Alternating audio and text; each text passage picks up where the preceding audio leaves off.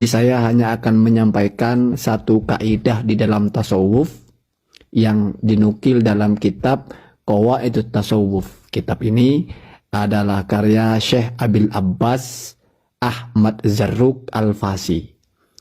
Perhatikan itu kaidah nomor 26. Hukmul fikhi amun fil umumi li'anna maqsadahu iqamatu rasmid dini wa raf'u manarihi wa idharu kalimatihi. Jadi yang namanya hukum fikih itu berlaku secara umum kepada siapapun, karena fikih itulah tonggak yang menjaga agama ini, yang menegakkan agama ini, yang terus mempertahankan simbol-simbol agama ini atau syariat ini. Kemudian wa hukmut tasawufi khosun fil khususi. Sementara tasawuf itu hanya untuk segelintir orang, yaitu orang-orang yang menekuni tasawuf itu. Li'annahu mu'amalatun bainal abdi wa rabbihi. Karena itu hanya spesifik tentang muamalah dia dengan Tuhannya. Min ghairi zaidin ala dzalika, tanpa ada lebih dari itu. Kemudian ini yang paling poin.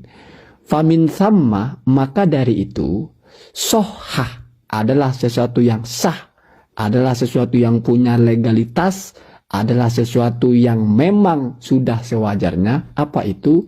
Ingkarul faqihi ala sufi. Apabila ada ulama fikih berbasis hukum-hukum fikih ingkar kepada sufi atau menyalahkan perilaku seorang sufi, di mana asas menyalahkannya itu tentu kembali kepada basicnya, yaitu hukum fikih.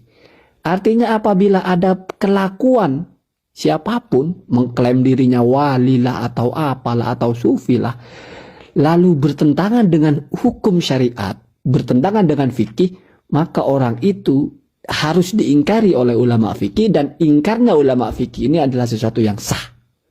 Paham ya? Artinya berarti masih lebih tinggi hukum fikih daripada hukum-hukum tasawuf. Hukum fikih itu di atas hukum tasawuf, sehingga boleh mengkoreksi orang-orang tasawuf. Kemudian sebaliknya, walam yasihha ingkarus sufiyyi alal faqihi. Tapi orang-orang sufi itu tidak boleh mengingkari ulama fikih. Artinya dia mau mengklaim berdasarkan sirlah, berdasarkan apalah, berdasarkan tasawuf lah, tidak pernah dia boleh menyalahkan hukum fikih, tidak pernah dia boleh ingkar kepada hukum syariat yang ada di dalam fikih. Ya, jelas. Jadi seperti itu. Ya kamu yang tentukan lebih tinggi mana gitu. Ya hakikat-hakikat apalah namanya ya silahkan. Tetapi kalau ikut kaidah tasawuf sendiri, ya jelas bahwasanya kalau ada orang aneh-aneh kemudian ditegur oleh ulama fikih atau melanggar kacamata fikih, maka teguran itu benar. Sebaliknya, kalau ada orang yang sudah merasa mencapai wali kutub selatan, kutub mana, tiba-tiba dia membuat hukum yang menyelisih hukum fikih, lalu dia menyalahkan ulama fikih, sholat nggak begitu. Itu sesuatu yang tidak boleh diterima. Jadi pengingkaran dia itu tidak sah. Ya. Ini bukan bicara masalah ihtilaf. Kalau fikihnya masih ihtilaf lain. Ini sesuatu yang sudah mujma', tertolak secara fikih. Tapi oleh orang yang mengklaim sebagai tasawuf, lalu dia aneh-aneh misalnya mengatakan sholat itu tidak perlu takbiratul ihram, tidak perlu fatihah, cukup duduk, cukup ingat Allah, itu sudah sholat namanya. Itu namanya bertentangan dengan fikih. Kenapa? Karena dalam fikih itu sholat itu sudah mujma' bahwasanya sholat itu muftatahatun bit takbir, muftatahatun bit taslim. Sudah seperti itu, tidak boleh dirubah-rubah. Mau kamu mengklaim tasawuf pakai lalu mengatakan sholatnya lain, ya sudah. Itu harus diingkari dan boleh diingkari oleh ulama fikih, bahkan harus. Tapi kalau dia ingkar ulama fikih, tidak boleh. Itu kaidahnya. Kemudian Ahmad Zarruq ini, pengarang kitab Qawaidut Tasawuf ini, mempertegas lagi. Walazima, dan harus arruju'u, kembali minat tasawufi, dari tasawuf itu lil fikih, kepada fikih. Jadi kalau ada orang yang aneh-aneh berbasis klaimnya dia orang tasawuf lalu menentang hukum fikih, maka dia harus kembali kepada fikih ya. Fil ahkami, di dalam hukum-hukum, wal haqaiqi, dan dalam hakikat-hakikat. Kemudian la bin nadbi, bukan dengan melempar ya, menolak ya, wa tarki dan meninggalkan ya. Wa sahha al-iktifa'u bihi dunahu. Nah, dan sah atau sudah cukup sah fikih itu tanpa tasawuf. Artinya kamu sholat pakai fikih sudah cukup, nggak perlu tasawufan dalam sholat, itu cukup sah ya. Ingat kuncinya seperti itu, sah. Sholat itu ukuran sahnya itu fikih, bukan tasawuf ya. Jadi sholat dengan tanpa tasawuf cukup dengan fikih itu sudah iktafa.